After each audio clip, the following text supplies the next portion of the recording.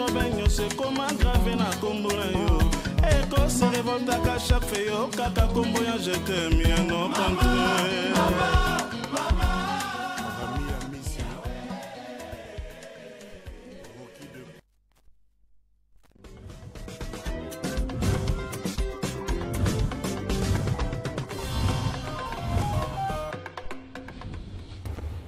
Voilà, on continue notre matinale. Nous avons notre deuxième invité, lui c'est Rudy Botouli.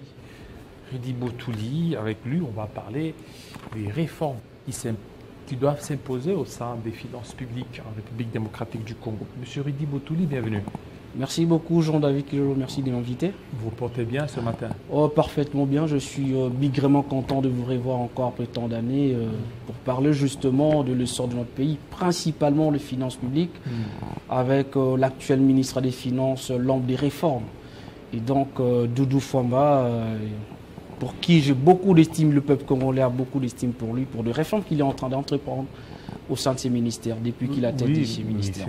C'est juste 100 jours, dans les 100 jours, les réformes, est-ce que ça se sent? Donc écoutez, vous posez la question aux agents et fonctionnaires de l'État déjà. Je vous informe, vous allez remarquer que depuis qu'il a tête de ces ministères, la régularité de la paye, et ce qui a été rompu depuis un temps, mais depuis qu'il est là, et les fonctionnaires et les agents de l'État sont très sûrs sur la paye. Et deuxièmement, au sein de ces ministères, il a instauré beaucoup de réformes, notamment le compte unique du Trésor, qui permettra justement de supprimer tous les autres comptes, et cela permettra justement la transparence dans la gestion des finances publiques. Et un certain nombre, notamment également aussi la zone spéciale économique qu'il est en train de l'assainir. Il y a donc un certain nombre de réformes qu'il est en train de faire. Aujourd'hui, les agents et fonctionnaires du ministère des Finances, déjà dans son ministère, il a fait la ronde il n'y a pas longtemps dans tous les services pour lutter contre le tribalisme, le népotisme, les favoritismes et toute l'injustice qu'il y a. Et vous posez la question à tous les agents du ministère de Finances, ils vous diront la même chose. Ils tiendront tous des propos encomiastiques. Je dis bien encomiastiques. Et vous savez pourquoi? Parce que justement, aujourd'hui, ils se sentent très à l'aise. Ils sentent qu'ils ont un bon père des familles. Quelqu'un qui n'est pas dans la division, qui n'est pas dans le favoritisme, qui n'est pas dans le tribalisme, ce qui était le cas avec certains de ses prédécesseurs. Aujourd'hui, on sent qu'il y a un patriote, un véritable Congolais qui met tout le monde à sa place. Voilà, qui met tout le monde à sa place. C'est bien de parler de toutes ces réformes, mais jusque-là, d'une manière pratique, ça tarde. Ça tarde. D'abord, regardez. S'il faut réformer, vous devez améliorer les conditions sociales. Il y a beaucoup de grèves. Il y a la grève des enseignants, il y a la grève des médecins, il y a la grève dans beaucoup de secteurs. Je sais que vous allez en parler, mais vous devez savoir que la problématique de la grève des enseignants, par exemple, et même des médecins, ce n'est pas seulement de la compétence du ministre des Finances, absolument pas. Chaque ministre s'engage. Et le ministre des Finances, lui, en tout cas, à ce que je sache, il a déjà prévu son enveloppe. Mais il y a une chaîne des dépenses, ça ne commence pas par le ministre des Finances. D'ailleurs, pour les enseignants, j'ai vu il y a quelques jours le vice-premier ministre de la fonction publique qui a pris langue avec les enseignants. Ils ont même signé un protocole d'accord. Et d'ailleurs, dans l'autre réunion qui est passée l'autre fois, le ministre des Finances, Doudou Fwamba, était lui-même en personne pour les assurer. Et donc, du côté du ministre des Finances, je vous assure qu'il n'y a absolument rien. Et donc, lui attend qu'il y ait l'engagement et puis toute la procédure. Parce qu'il faut aller au budget. Dès que ça arrive chez lui, oui, mais finances, il est dans un système où, malgré tous les efforts, les réformes ne vont pas donner les fruits escomptés. Non, mais absolument. Ça s'est fait sentir, Jean-David Kilolo. Aujourd'hui, les fonctionnaires de l'État sont très contents depuis la venue du ministre Doudou Fwamba, qui est en train de respecter la paye. Justement, c'est juste pour ces mois-ci qu'il y aura un retard, mais ce ne sera pas la résultante de lui, non, ce sera le ministre du budget, en fait la paye, la direction de paye qui a connu un retard parce qu'il faut intégrer d'autres fonctionnaires les nouveaux agents qui sont là, qu'il faut les intégrer. Et donc, c'est important de rappeler qu'aux Congolais, ce n'est pas seulement au ministre des Finances seul qui s'occupe, n'est-ce pas, de la paye des fonctionnaires. Non, il y a toute une série de choses qu'il faut pouvoir faire, toute série de choses, de procédures qu'il faut pouvoir suivre. Et donc, voilà, il est 10 h, je vous reviens. Alors, 10 h, la dernière livraison d'informations avec Moudiata. Merci beaucoup Jean-David Culolo, bonjour à tous, c'est un plaisir de vous retrouver pour la dernière livraison de la Minute d'information sur Télé 50. C'est tout de suite.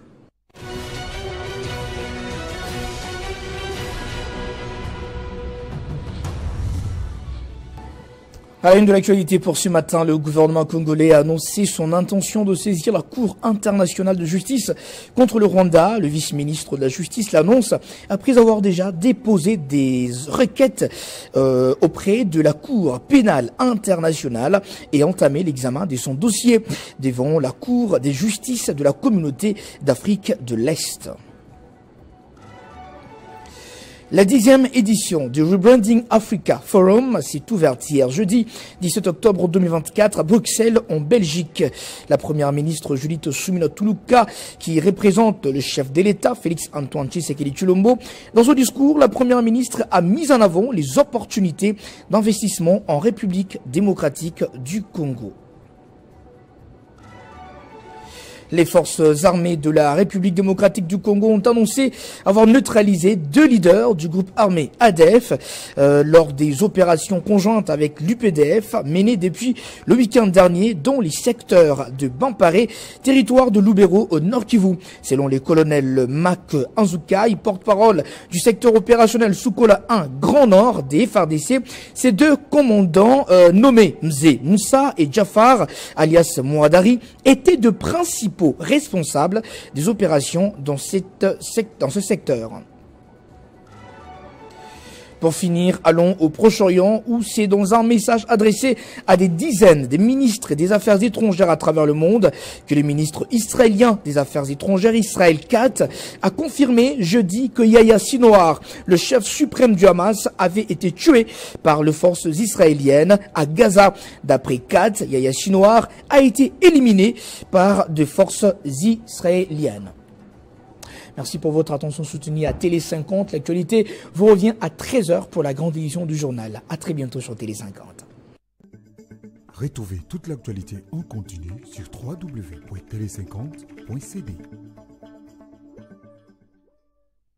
Voilà, on continue avec Rudy Boutouli. Alors, vous étiez en train de parler de toutes les réformes. Je vous ai dit, absolument, les réformes, oui, mais il y a l'amélioration des conditions sociales. Mais écoutez, l'amélioration des conditions, déjà à la DGI, par exemple, dans les régies financières, disons, il a repris d'autres primes qui ont été supprimées. Vous rendez-vous compte? Allez vous informer. Il y a des primes qui ont été supprimées des agents, mais qui partaient malheureusement dans les poches des individus.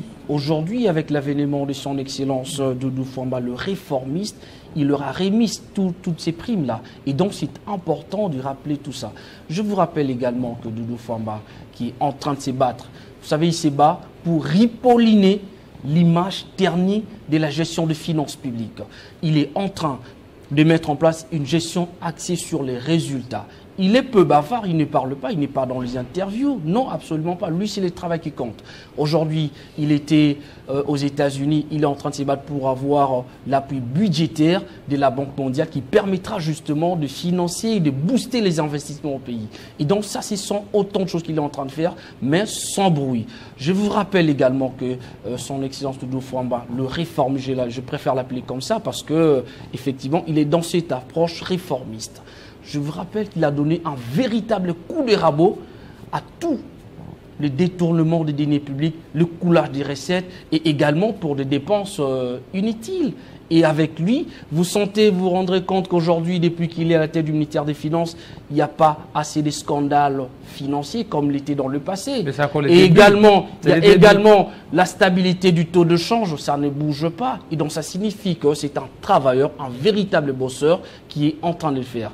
Alors, vous vouliez nous dire que vous parliez des grèves, je voudrais vraiment revenir là-dessus pour fixer l'opinion. il n'appartient pas au ministre des Finances seul, ce sont des ministres sectoriels. Ça n'a pas que lui à qui revient cette charge. En tout cas, de son côté, l'enveloppe des fonctionnaires, des enseignants, des médecins, tous ceux qui sont en mouvement de grève est déjà prête. Mais il attend la procédure parce que c'est un légaliste et donc on ne peut pas lui faire porter le chapeau que d'autres ne font pas. Et donc voilà un peu. Voilà, vous parlez, mais je suis en train de... Il est dans un secteur où il est dans un gouvernement. S'il essaie de mettre des réformes et que ce gouvernement n'arrive pas à satisfaire les desiderata de certains fonctionnaires, malgré ces réformes, ça ne va rien faire.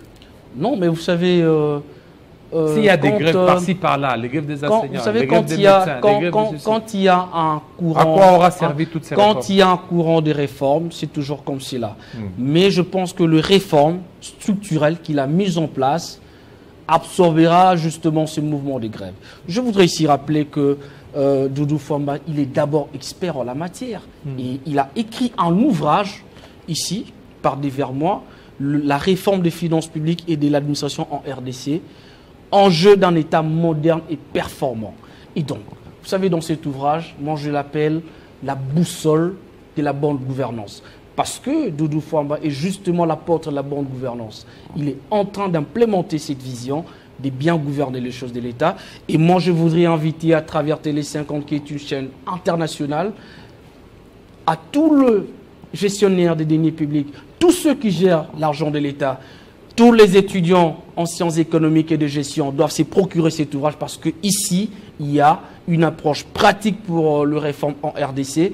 D'ailleurs, lui-même, il fut justement, avant d'être nommé, il a été directeur général adjoint de la DGDA, voyez-vous, et donc de la DGRAD, je pense. C'était ça. Et là, il a laissé des traces indélébiles. Je dis bien indélébiles. Vous allez vous poser des questions aux agents de la DGRAD, ils vous diront ça. Et donc, c'est un expert reconnu internationalement. Et c'est pourquoi, quand je parle des réformes, lui-même a écrit, d'ailleurs, je vais vous procurer cet ouvrage, vous allez vous rendre compte que tout ce qui est écrit ici, lorsqu'on met en pratique, dans tous les secteurs, ce n'est pas seulement les ministres, les bourgmestres, le chef des quartiers, les chefs de rue, en tout cas, toute l'administration devrait s'en procurer. Et d'ailleurs, ça devrait être même des cours enseignés dans les universités congolaises en matière de gestion, parce que ici, dedans, c'est vraiment un véritable trésor.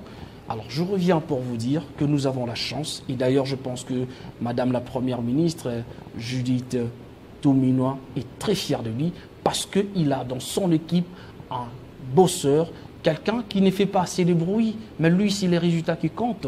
C'est un pragmatique et il a une approche pragmatique. Et on le sent, on sent les retombées. Le fonctionnaire vous posez la question, vous diront qu'effectivement, on avait oublié qu'on touchait l'argent déjà à partir du 15. Et ça, c'est encore les 100 jours, non? C'est encore 100 jours. Il faut encore lui donner un peu encore du temps pour voir. Ça peut être la bonne volonté du début et à la fin, il va entrer dans le marimbo. Non, absolument pas. Si c'était le cas, on aurait déjà entendu des détournements. Et donc, d'ailleurs, ce qu'il est en train de faire, il a suspendu beaucoup de choses, notamment la procédure de la dette intérieure, la paye de la dette intérieure. Pourquoi l'a-t-il suspendu? Parce qu'il veut que tout se passe dans la transparence, dans l'équité. Avant, c'était des commissions. Pour que l'État vous paye, vous venez avec l'argent, vous donnez les 50%, 10%. Chez lui, ce n'est pas le cas.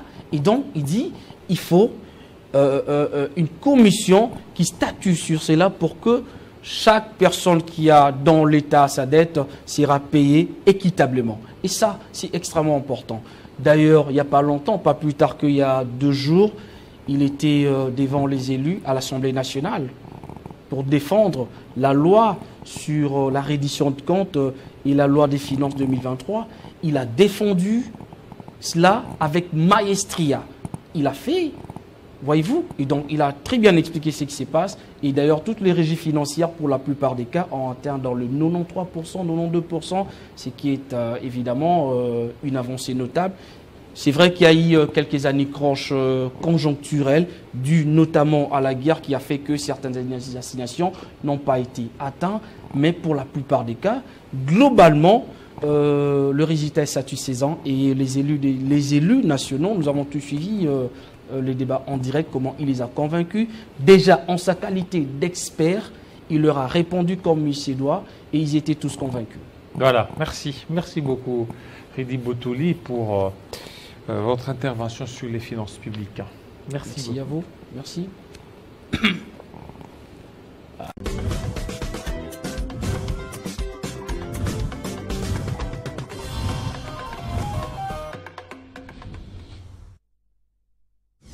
Ça me donne effectivement beaucoup d'émotion parce que